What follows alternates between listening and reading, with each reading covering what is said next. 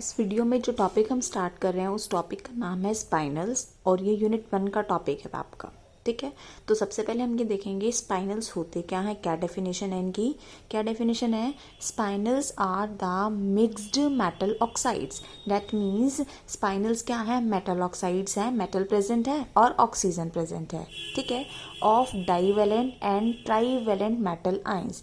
जो metal present होगा वो डाइवेलेंट होगा, डाइवेलेंट मीन्स +2 वाला होगा, और ट्राइवेलेंट होगा, डेट मीन्स +3 वाला होगा। ओके, तो एक वर्ड और खास लिखा हुआ है इसने, क्या? Mixed metal oxides. तो यानी कि अगर स्पाइनल्स की डेफिनेशन देखेंगे तो हम क्या कह रहे हैं? Mixed metal oxide. For example देखो, मैं आपको बता रही हूँ क्या, कि मान लो हमारे पास आयरन का एक ऑक्साइड लिया जिसका फॉर्मूला है FeO। आयरन किस में है? +2 ऑक्सीडेशन स्टेट के अंदर प्रेजेंट है। ऐसे ही आयरन का दूसरा ऑक्साइड लिया Fe2O3 जिसमें आयरन +3 ऑक्सीडेशन स्टेट के अंदर प्रेजेंट है। अगर इन दोनों को मिक्स कर दिया जाए तो फॉर्मूला क्या बन जाएगा? Fe3O4। ठीक है, तो ये हमारा क्या कहलाएगा? Mixed metal oxide. Mixed metal oxide, और इन्हीं को हम क्या नाम देंगे? स्पाइनल्स। कि आपने मेटल ऑक्साइड्स को क्या कर दिया? मिक्स कर दिया। और इसको ऐसे भी लिख सकते थे FeO Fe2O3, यानी कि दो मेटल ऑक्साइड्स को आप क्या कर रहे हो? मिक्स कर रहे हो। इसलिए स्पाइनल्स की डेफिनेशन में क्या लिखा हुआ है? मिक्स्ड मेटल ऑक्साइड्स, जिसमें एक कैसा होना चाहिए? डाइवेलेंट +2 वाला होना चाहिए, और एक कैसा होना चाहिए? ट्राइवेलेंट +3 वाला होना चाहिए। जैसे जैसे मैंने लिया था आयरन +2 में, आयरन +3 में, इन दोनों मेटल ऑक्साइड को मिक्स करके क्या बन गया? Fe3O4। इसको क्या बोल देंगे? मिक्स्ड मेटल ऑक्साइड, और इसी को क्या नाम दे देंगे हम? स्पाइनल्स। ओके, इनका general formula, having the general formula क्या है? AB2O4, और आई कैन राइट AOB2O3। देखो सेम वैसे ही ये जो है आपका, ये लिखा हुआ है, ये इस तरह की फॉर्मेशन ले रहा है AOB2O3। ठीक है, या फिर कंबाइन करके अगर लिखें तो इसको पूरे को कंबाइन करके कैसे लिखा हुआ है? AB2O4। इसलिए जनरल फॉर्मूला क्या लिखा हुआ है? AB2O4, या फिर क्या लिखा हुआ है? AOB2O3। ठीक है, where A can be a group 2 metal. जो A मेटल है वो ग्रुप 2 का हो सकता है। क्यों? क्योंकि ग्रुप 2 वालों पे +2 चार्ज होता है। और ट्रांजिशन मेटल, या फिर क्या हो सकता है? ट्रांजिशन मेटल हो सकता है। और कौन सी ऑक्सीडेशन स्टेट का होना चाहिए? पर +2 ऑक्सीडेशन स्टेट का होना चाहिए। And B can be a group 13 metal. Group 13 का क्यों? क्योंकि ग्रुप 13 वालों पे +3 चार्ज होता है। या फिर कोई ट्रांजिशन मेटल हो सकता है इन +3 ऑक्सीडेशन स्टेट। ठीक है, तो स्पाइनल्स हमारे बेसिकली क्या है? मिक्स्ड मेटल ऑक्साइड्स, जिसमें हम क्या करेंगे? दो मेटल ऑक्साइड्स को हम क्या कर देंगे? मिक्स कर देंगे।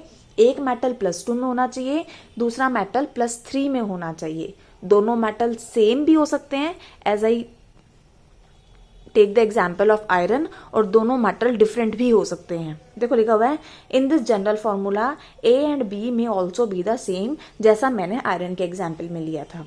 A और B डिफरेंट भी हो सकते हैं, बस कंडीशन ये है कि A तो +2 वाला होना चाहिए और B +3 वाला होना चाहिए।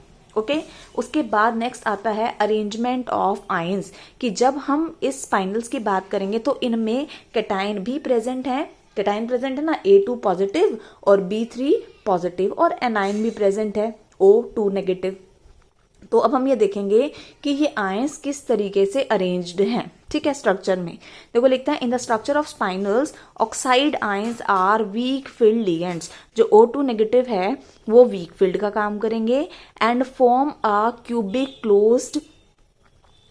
क्लोज पैकिंग, और cubic close packing CCP arrangement लेंगे और फेस सेंटर्ड क्यूबिक। देखो जब हम सॉलिड स्टेट में कैटायन और अनायन की अरेंजमेंट की बात करते हैं तो सबसे पहले बोलते हैं कि एनायंस लगाए जाते हैं, क्योंकि एनायंस का साइज बड़ा है, इसलिए सबसे पहले एनायंस लगाएंगे और बाद में किसकी फिटिंग करते हैं? कैटायंस की फिटिंग करते हैं।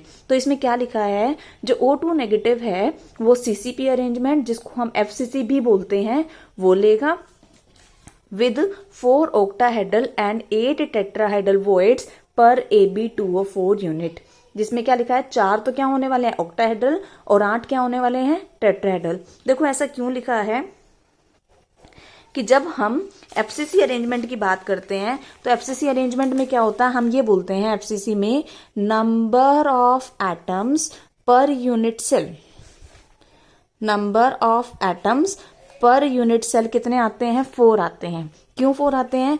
क्योंकि एफसीसी में क्या है, 8 कॉर्नर है और 8 कॉर्नर पे पार्टिकल लगा हुआ है और एक पार्टिकल का कंट्रीब्यूशन कितना होता है? 1/8। ठीक है, ऐसे ही फेस के सेंटर पे लगा हुआ है जिसका कंट्रीब्यूशन कितना होता है? 1/2 और फेसेस कितने होते हैं? 6। तो अगर हम टोटल नंबर ऑफ एटम्स देखें, टोटल नंबर ऑफ एटम्स देखें पर यूनिट सेल, एक यूनिट सेल में, तो वो क्या होने वाला है?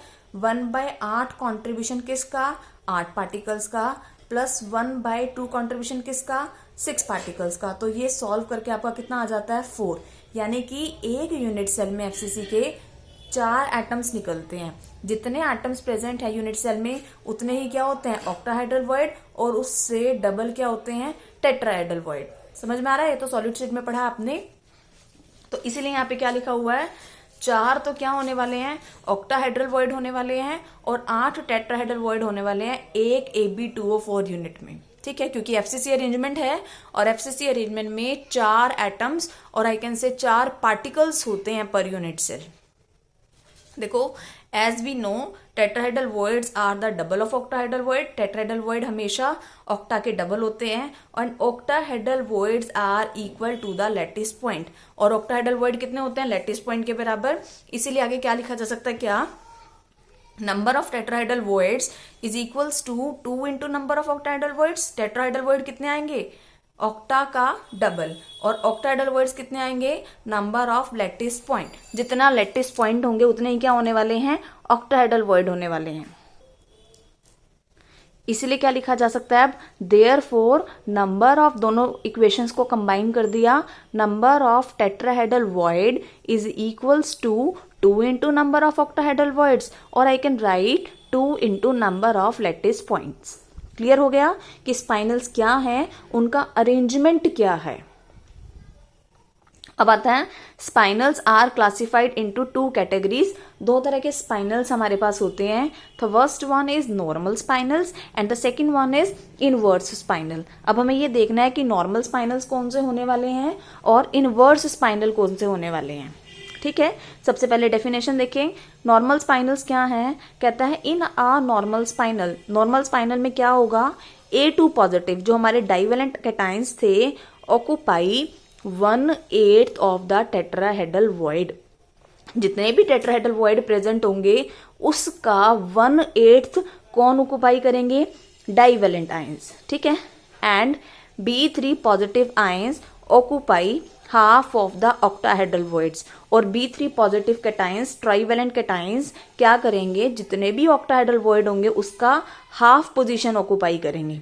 जो हमारे A2 पॉजिटिव हैं वो टेट्राहेड्रल वॉइड में जाएंगे और 1/8 ऑक्यूपाई करेंगे, और जो B3 पॉजिटिव हैं वो ऑक्टाहेड्रल वॉइड्स का हाफ पार्ट ऑक्यूपाई करेंगे। उन स्पाइनल्स को हम क्या बोल देंगे? नॉर्मल स्पाइनल्स। और जनरल में ऐसे लिखा हुआ AB2O4 इस तरह से रिप्रेजेंट करते हैं। A पे सेकंड मतलब +2 चार्ज है, B2 पे थर्ड मतलब +3 चार्ज है। एग्जाम्पल्स लिखे हुए हैं MgAl2O4। देखो इसमें क्या है MgAl2O4 में, जैसा मैंने स्टार्टिंग में आयरन का एग्जाम्पल लिया था MgAl2O4, इसमें कौन कौन से मेटल ऑक्साइड्स मिक्स कर रखे हैं? MgO, और साथ में क्या मिक्स कर रखा है? Al2O3। ठीक है, इन दोनों को मिक्स करके क्या लिखा हुआ है? MgAl2O4। यानी कि ये +2 वाला है और ये हमारा +3 वाला है।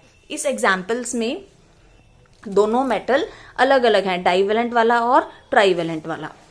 नेक्स्ट एग्जाम्पल है MgCr2O4। नेक्स्ट एग्जाम्पल है, ये सारे एग्जाम्पल्स किसके लिखे हुए हैं? अगेन देखो इसमें डाइवेलेंट भी और ट्राइवेलेंट भी मैग्नीज है, इसमें भी डाइवेलेंट ट्राइवेलेंट कोबाल्ट है, इसमें अलग अलग हैं। तो ये बात ध्यान रखना, जो दो हम कैटायन लेके चल रहे हैं A2 पॉजिटिव और B3 positive, these can be same और दीज कैन बी डिफरेंट।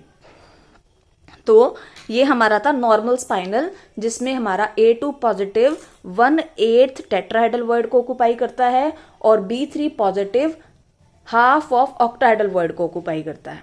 ठीक है, अब नेक्स्ट डेफिनेशन देखते हैं इनवर्स स्पाइनल की। देखो इनवर्स स्पाइनल्स में क्या होगा? A और B ए कैटाइन मतलब A2 पॉजिटिव कैटाइन और B3 पॉजिटिव कैटाइन अपनी जगह बदल लेंगे थोड़ी सी। देखो, in an inverse spinal half of the B3 positive ions have exchanged places with all the A2 positive ion.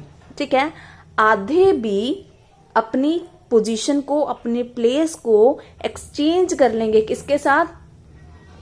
A2 positive के साथ, लेकिन सारे के सारे A2 पॉजिटिव अपनी जगह छोड़ देंगे और उनकी जगह आधे B3 पॉजिटिव आयन आ जाएंगे। ठीक है, हाफ B3 पॉजिटिव आयन क्या करेंगे? एक्सचेंज करेंगे अपना प्लेस किसके साथ? A2 पॉजिटिव आयन के साथ।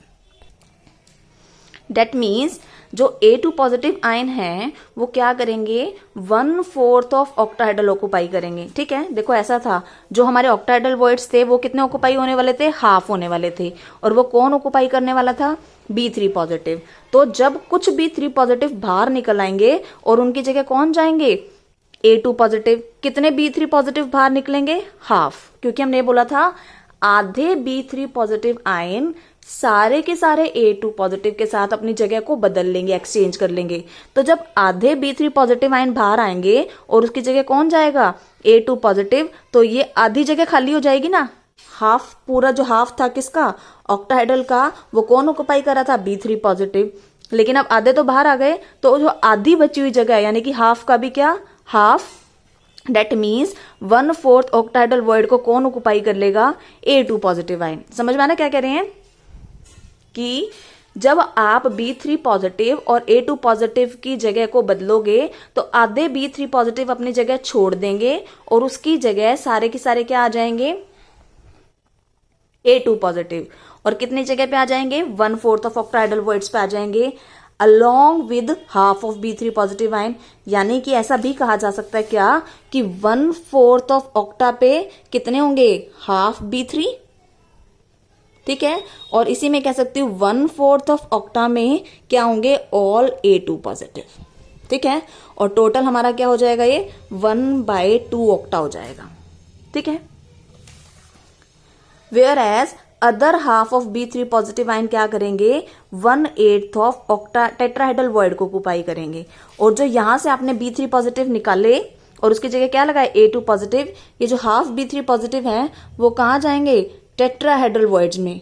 ठीक है, पहले क्या ले रहे थे? 1/4 ले रहे थे टेट्राहेड्रल का, अब आधे आएंगे क्योंकि, तो वो किसको ऑक्यूपाई करेंगे? 1/8 ऑफ टेट्राहेड्रल वॉइड्स को।